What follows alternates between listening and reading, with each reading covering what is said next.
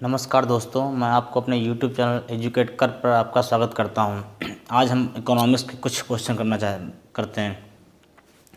जैसे पहला है repo rate, reverse repo rate, bank दर और MSF मार्जिनल स्टैंडर्ड फैसिलिटी। इनके बारे में बात करेंगे। ये होते क्या हैं। पहले बात करते हैं RBI के बारे में। पहले आते हैं RBI की। तो आप जानते होंगे RBI की स्थापना 1 अप्रैल 1935 में, तो इसका राष्ट्रीयकरण 1949 में हुआ था। अब बात करते हैं रेपो रेट। पहला हमारा है रेपो रेट। रेपो रेट क्या होता है समझते हैं इसको। रेपो रेट वो होता है जैसे कि मान लीजिए आज बैंक है, बैंक के पास 1000 रुपये हैं, बैंक के पास 1000 रुपये हैं और मैं गया बैंक से लोन लेने के लिए। बैंक से लोन लेने के लिए मैं गया बैंक के पास और मैंने कहा बैंक मुझे 1200 रुपये का लोन चाहिए।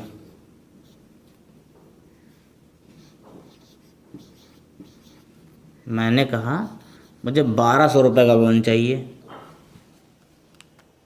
अब बैंक क्या करेगी? बैंक के पास तो 1000 ही रुपये हैं, बैंक 200 रुपये हमें कहाँ से देगी? मुझे तो 1200 का ब्याज ऋण चाहिए। तब इस कंडीशन में बैंक क्या करती है? बैंक जाती है अपनी RBI के पास। बैंक जो है वो RBI के पास जाएगी और RBI से कहेगी आप मुझे 200 रुपये का 200 रुपये का ऋण दे दूँ, 200 रुपये का ऋण दे दूँ। तो RBI क्या कहेगी?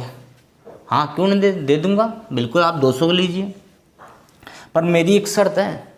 तो बैंक बोली बताइए आप क्या शर्त है? तो RBI बोलेगी कि मैं जो आपको ये 200 रुपये दे रहा हूँ ना, इसका मुझे ऋण चाहिए, इसका मुझे ब्याज चाहिए, इसका मुझे ब्याज चाहिए। RBI ने जो 200 रुपये दिए हैं बैंक को, RBI बैंक 200 रुपये ब्याज लेगी। अब ये ब्याज जो होगा, ब्याज बैंक अब 200 रुपये RBI को ब्याज देगी। इस 200 रुपये जो ब्याज जाएगा उसको बोलते हैं रेपो रेट, उसको बोलते हैं रेपो रेट। एक बार फिर से समझिएगा। मान लिए बैंक के पास 1000 रुपये हैं, बैंक के पास 1000 रुपये हैं और मैं गया, मैंने बैंक से कहा कि मुझे 1200 रुपये का लोन चाहिए। बैंक के पास तो 1000 ही रुपये हैं, बैंक अब 200 रुपये कहाँ से लाएगी? तो बैंक जाएगी RBI के पास और RBI से कहेगी आप मुझे 200 रुपये दीजिए। बैंक आएगी, RBI बोले बिल्कुल आप मुझसे 200 रुपये लीजिए। RBI 200 रुपये बैंक को देगी और RBI इस 200 रुपये पे बैंक से ब्याज लेगी। जो ब्याज लेगी उसे बोलते हैं रेपो रेट। उसे बोलते हैं RBI बैंक से ब्याज ले रही है तो उसको बोलते हैं रेपो रेट। और वो निर्धारण कौन करता है? RBI। ब्याज का निर्धारण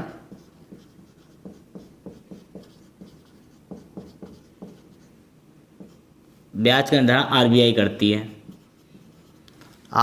आपको कितना ब्याज देना है ये RBI बैंक को बताएगी कि मैं इतना ब्याज लूँगा। ये हो गया आपको। और ये जो ऋण होता है ये सिर्फ 365 दिन के अंदर के लिए होता है। 365 दिन से ज़्यादा के लिए नहीं हो सकता है। 365 दिन के अंदर ही बैंक को ये ऋण को चुकाना होगा, ब्याज भी देना और इनको पैसा भी देना है। तो 365 दिन के लिए होता ही है। ये जो 200 रुपये है और जो ब्याज है वो बैंक इनको 365 दिन के अंदर देगी। 365 दिन के अंदर इनको ये देगी। ये हो गया आपका रेपो रेट। रेपो रेट की परिभाषा सुन लीजिए। जिस दर बैंक जो पैसा RBI से लेती हो उस पे जो दर दी जाती है उसे बोलते हैं, जिस पर उस पैसे पर जो ब्याज दर लगती है वो दर जो होती है उसे रेपो रेट बोलते हैं। बैंक जो इस 200 रुपये जो ऋण ब्याज देगी वो हो गया रेपो रेट। अब हम आते हैं रिवर्स रेपो रेट। अच्छा एक बार रुक जाइए इसमें। जैसे कि अब क्या होता है, ये इसको हो गया रेपो रेट।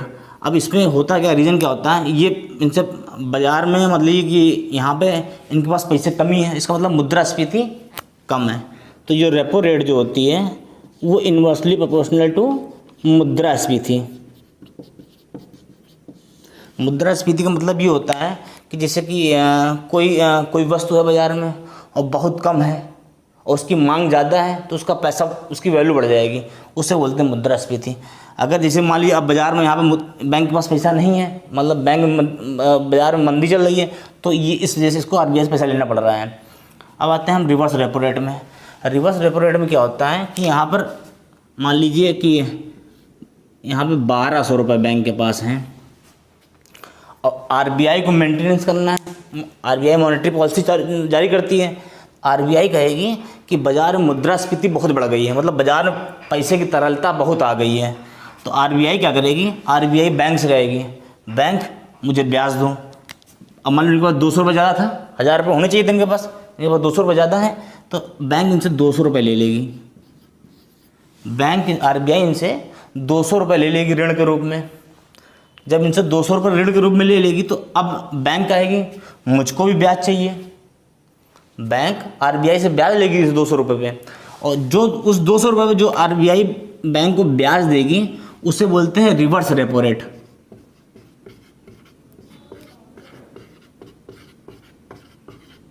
उसे बोलते हैं रिवर्स रेपो रेट।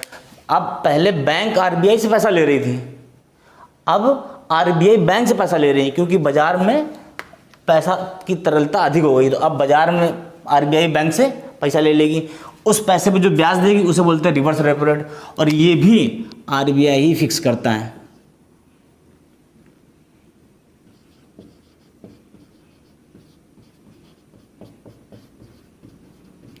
ब्याज का निर्धारण, दोनों में ब्याज का निर्धारण आरबीआई करेगा, दोनों में ब्याज का निर्धारण आरबीआई ही करेगा। यहाँ पर रेपो रेट में बैंक आरबीआई को बैंक आरबीआई से ऋण ले रही थी, और रिवर्स रेपो रेट में आरबीआई बैंक से ब्याज ले रही है, ऋण ले रही है और ब्याज दे रही है। इसे बोलते हैं रिवर्स रेपो रेट।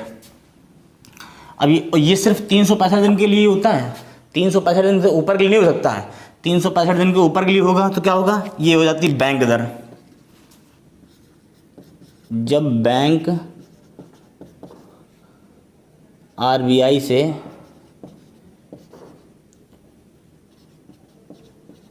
365 दिन से अधिक के लिए ब्याज ऋण लेगी। समझिएगा। अभी यहाँ पर हम रिवर्स रेपो रेट हो चाहे रेपो रेट हो चाहे रिवर्स रेपो रेट है, सब कुछ 365 दिन की कमी के लिए हो रहा था। 365 दिन के अंदर उसको चुकाना था, चाहे वो बैंक आरबीआई से लेती और चाहे आरबीआई बैंक से लेती। इन दोनों को 365 दिन के अंदर ही चुकाना था। बैंक दर क्या होती है, बैंक दर जब होती है जब बैंक आरबीआई से 365 दिन से अधिक के लिए पैसा लेती है उसे बोलते हैं बैंक दर, या जब आरबीआई बैंक से 365 दिन से अधिक के लिए पैसा लेती है तो उसे बोलते हैं बैंक दर। अब आते हैं marginal standard facility. Marginal standard facility क्या होता है, ये इसको 2011 में चालू किया गया था। इसका प्रारंभ 2011 में किया गया। क्यों किया गया, ये देखिए आपको 365 दिन के लिए है, ये 365 दिन से अधिक के लिए है। मान लीजिए बैंक, अब मैं बैंक के पास गया, मान लीजिए मैं बैंक के पास गया और मैंने बैंक से बैंक ने मान लीजिए बैंक के पास 1000, यहाँ पर मान लीजिए 1000 रुपये थे बैंक के पास, और इस बैंक के पास बैंक ने 1000 रुपये किसी और को दे दिए, और मैं गया, मुझे भी बैंक से पैसे चाहिए, मैंने कहा मुझे भी 1000 रुपये का लोन चाहिए। अब बैंक क्या करेगी, अब बैंक जाएगी आरबीआई के पास, बैंक जाएगी आरबीआई के पास और बोलेगी मुझे सिर्फ एक दिन के लिए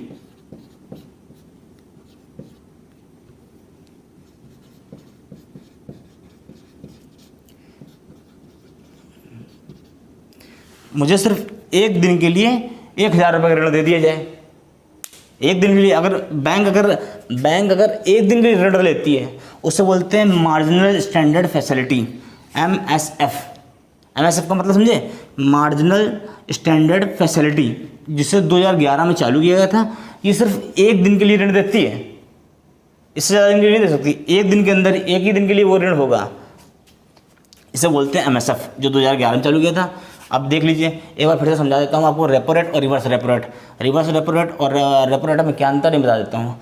अगर आरबीआई बैंक को ऋण देगी तो जो ब्याज पड़ेगा, जो बैंक उसको आरबीआई को ब्याज देगी, ये देखिए यहाँ बैंक ने आरबीआई से 200 रुपये का लोन लिया और इसको जो ब्याज देगी उसे बोलते हैं रेपो रेट। और जब आरबीआई बैंक से ब्याज लेगी, ऋण लेगी, जब RBI बैंक से ऋण लेगी 365 दिन से कम के लिए, और उस पर जो ब्याज देगी बैंक को, उसे बोलते हैं रिवर्स रेपो रेट, समझे। और जब हम बैंक दर क्या होती है, जब 365 दिन से अधिक के लिए लोन लिया जाए, ऋण लिया जाए, उसे बैंक दर बोलते हैं। और MSF क्या होता है, मार्जिनल स्टैंडर्ड फैसिलिटी क्या होता है, इसे 2011 में चालू की गई थी। ये सिर्फ एक दिन के लिए लोन देती है, एक दिन के लिए लोन देती है इस MSF, जिसे 2011 में चालू किया गया था। धन्यवाद दोस्तों।